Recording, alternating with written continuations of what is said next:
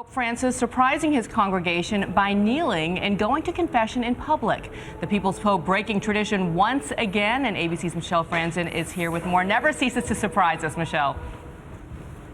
If there's one thing we have learned about this Pope, Bianna, it's to expect the unexpected. Pope Francis leads more than 1 billion Roman Catholics worldwide and meets with world leaders, including his face-to-face with President Obama this past week. But that hasn't kept this powerful man from showing a more personal side. From poverty-stricken neighborhoods to hallowed cathedrals, his latest example, the humble act of confessing his sins.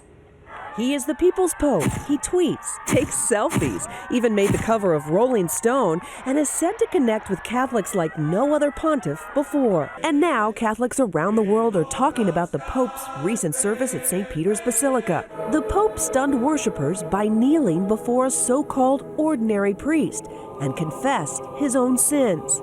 The original plan? Pope Francis was expected to go to an empty confessional booth to hear confessions from members of the congregation.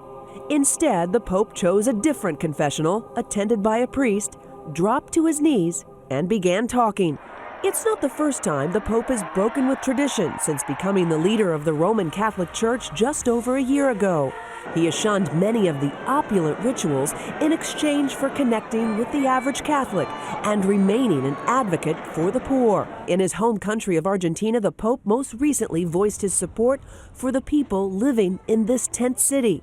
Squatters are fighting to stay in their makeshift barrio, named after the Pope himself. And the Pope recently recalled the first time he confessed his sins at the age of 17 in Argentina. He said the moment was so powerful it made him want to become a priest. And Bianna and Dan, certainly this is not the first time a Pope may have confessed publicly, but the historians are still sort of checking out those details. Pope Francis taking him by surprise too. He's taken every opportunity to signal humility over and over again. Yeah. It's good to see.